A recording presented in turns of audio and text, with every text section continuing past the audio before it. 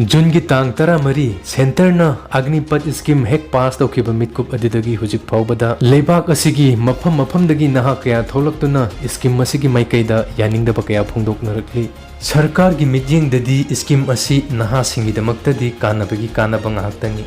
aduga naha singidamaktadi scheme asi amaromda mangjabagi mangjaba ngahaktani amaromdana khoisaunarba naha singna train kaya mai thaduna manghankhre aduga railway station amadi atai public property kaya amang ata thokhankhre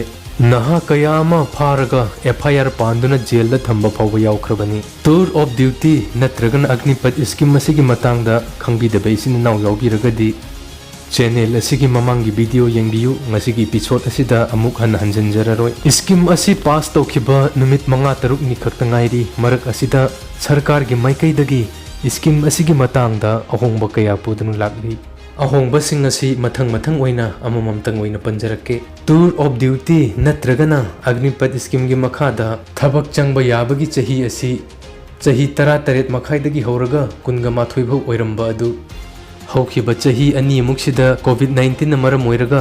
थबक अमता कौखिदबदगी अपर age limit असी 21 दगी अनि हेंगतलगा 23 फावबो ओइरगनी अदुबु मसी सुपनतंगी हंदक चाही गी recruitment तौबदा यावबा म्युइ खक्तदा apply ओइगनी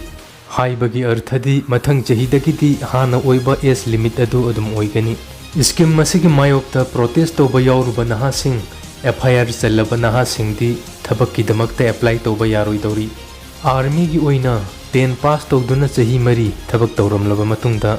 थबक तोपा मतमदा national institute of open schooling NIOS ना 12 पास की certificate पीगदौरी थबक तौबा चाही मरी सुरकपदा एग्जाम अमा पांगथोकनी मदुगी एग्जाम की रिजल्ट येंगलगा 25% तमक सरकार नामु कौखलकनी अदुगा 75% अमना सरकार नामु गना कौखलकलरोय चाही मरी अग्निवीर ओइना थबक तौरुरबा मतुंगदा Ministry of Defense की मखादा लेबा थबक सिंग अप्लाई तौबा मतमदा 10% की रिजर्वेशन थमगदौरी सेंट्रल आर्म पुलिस फोर्स अमदी असम राइफल दा थबक चंगबदा 10% की रिजर्वेशन थमगदौरी मसिग लोइनना अपर एज लिमिट चाही अहुम की रिलैक्सेशन पीगदौरी इंडियन नेवी दा थबक तौरुबा कांगबुना मार्शल नेवी दा चंगबदा खुदोंगचाबा पीगदौरी इंडियन कोस्ट गार्ड दा 10% की रिजर्वेशन थमगदौरी अमसुंग स्टेट ना रन तौबा डिफेंस फार्म सिंगदसु 10% की रिजर्वेशन थमगदौरी मसिगी अहोंगबा सिंग असिनी सरकार की माइकैदगी हुजिक फावदा पुदुनु लागलिबा असि सरकार न पीरिबा फैसिलिटी मयाम सिंग असि लेबाक असिगी नहा सिंग न याजगदौरिब्रा हाइबा असिनी अमरोमदना सरकार हाइबसि सरकारनी यानिंगबा यानिंगदबा तोखरगा